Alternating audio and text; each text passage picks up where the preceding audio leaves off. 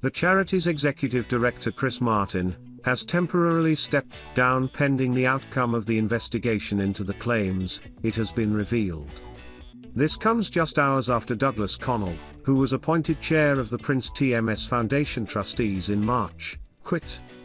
Upon stepping down, Mr Connell said to be shocked and dismayed by the recent allegations, adding, "I and the other members of the Board of Trustees had no knowledge of any such activity, and we have launched a rigorous and independent investigation.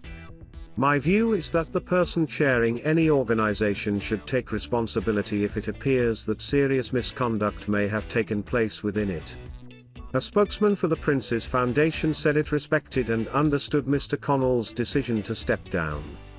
It added Dame Sue Bruce, the vice chairman, would take the helm with immediate effect. These blows follow the decision taken earlier this month by Michael Fawcett, one of the Prince of Wales's closest aides and chief executive of his foundation, to step down after the cash for honours allegations emerged. Queen carried out a personal investiture despite still being on her Scottish holidays. The court circular, which shows every official engagement carried out by senior members of the firm, recorded on Monday Her Majesty had met Peter Troughton, a family friend and member of the Royal Collection Trust, RCT. During their private audience, the Queen invested Mr Troughton with the insignia of a Commander of the Royal Victorian Order. He had been listed among the recipients of a CVO in the Queen's 2021 New Year's honours. Investiture ceremonies are usually carried out by the Queen, Prince Charles, Prince William or Princess Anne at a royal palace. They are normally attended by groups, but the Queen has occasionally bestowed these honours during solo ceremonies to people she is close to. Moreover, in July 2020, she led a very special investiture in the quadrangle at Windsor Castle to honour Captain Tom Moore and pay tribute to his extraordinary fundraising effort in the midst of the first national lockdown. Mr Troughton has been seen in public with the Queen in the past. As noted by royal blogger Gertz Royals, he joined Her Majesty in 2018 at Royal Ascot. On the fourth day at the Ascot racecourse, Mr Troughton joined the Queen, the Earl of Snowdon and the Monarch's racing manager in the carriage to take part in the traditional procession ahead of the races. The Queen travelled to Balmoral for her first summer holiday without Prince Philip on July 23. While there, she is believed to have been visited by a number of relatives including Sarah Ferguson and Prince Andrew. In mid-August, Princess Eugenie was spotted arriving at Aberdeen Airport likely to join the monarch at the castle. And as August ended, Vanity Fair reported the Duke and Duchess of Cambridge and their 3 children had spent the last week of the month with the Queen in Scotland. The Queen is expected to remain at Balmoral until the beginning of October.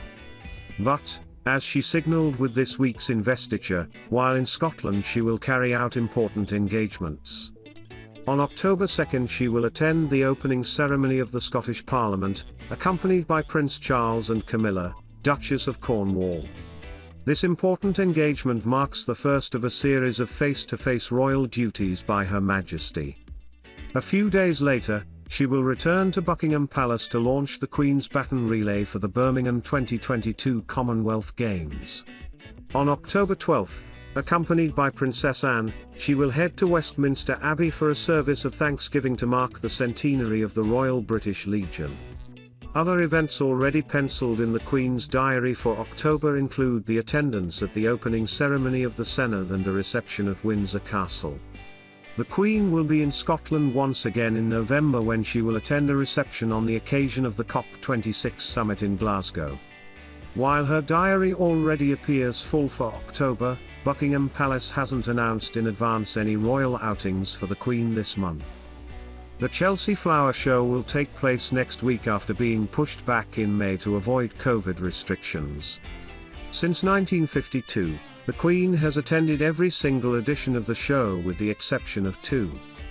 But, given she is still in Scotland, it is unlikely she will make an appearance at the London-based event this year.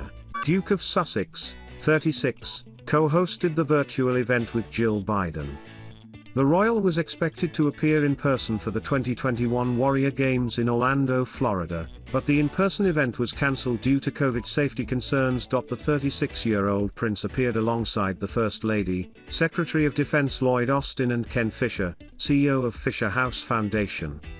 While speaking at the event honoring those taking part in the Warrior Games, Harry said the pandemic has flipped life upside down for so many people. "I am so sorry that we're not all together at the Warrior Games where we should be," the prince said. "The pandemic has certainly changed or flipped life upside down for so many people."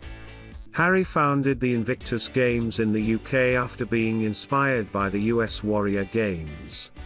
"I will never forget that first visit that I had to the Warrior Games, which inspired me to create the Invictus Games, and the Invictus Games never would have been created had I not been inspired by every single one of you, and your companions, and the families for everything that you give to the service of this country," the royal said at the virtual event. While the Duke and Duchess stepped away from being working members of the royal family, Harry remains a private patron to the Invictus Games, the Foundation's CEO has said. A statement from CEO Dominic Reid said, "We are proud to have the Duke of Sussex as our patron. The Invictus Games was founded by him, it has been built on his ideas, and he remains fully committed to both the Games and to the Invictus Games Foundation." A press release from the White House stated the Warrior Games share a deep bond with Harry's Invictus Games. Jill Biden was also expected to appear in the in-person event before it got cancelled. Speaking at the start of the virtual event, First Lady Jill Biden said, "20 years ago our world broke apart and the shockwaves of 9/11 continue today, but as the President and I visited the September 11th memorials this weekend, I was reminded of the humanity that shined through the inhumanity of that day. There was a call to defend the values we hold dear as we waged a global war on terror, and a courageous group of men and women stepped forward to say I will go. And that includes you, Harry. You live by a simple principle: serve together, recover together." Mila Snedden, of Falkirk, underwent intensive chemotherapy for leukemia last year, as she bravely battled the illness. As a result, the youngster was forced to shield during the peak of the coronavirus pandemic. She was photographed kissing her father through a window during the lockdown by her mother, Linda.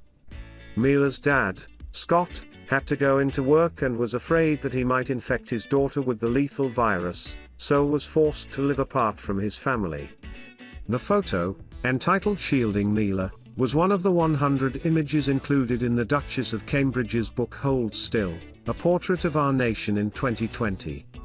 Kate, 39, later spoke to little Mila on the phone, before meeting her for tea at Holyrood in May this year. Linda revealed to Hello magazine how she was struck by the Duchess' caring and considerate nature. "I can't put into words how remarkable the Duchess of Cambridge has been," she said. "She was so caring and considerate. I got a real sense of her being a mother in the way she spoke to Mila. There were challenges, because of all the COVID restrictions and wearing masks, but she said she wanted to give Mila a big hug." Mila wore a tiny crown and matching pink shoes for her Holyrood meeting with Kate. For her part, the Duchess of Cambridge stayed true to her promise to wear pink, Mila's favourite colour. "Which royal is the keenest gardener? The three royals with green thumbs, reveal so proud of you."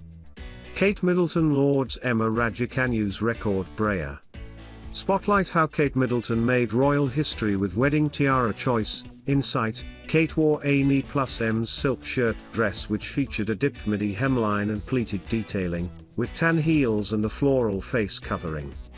In an interview with Lorraine Today after the rendezvous, Linda said, "It was an incredible experience and we were really well taken care of, and memories that we TMLL treasure for a lifetime. It was such a surreal experience, where we were seated as their guests was just phenomenal, and it's been very much appreciated. After a difficult time,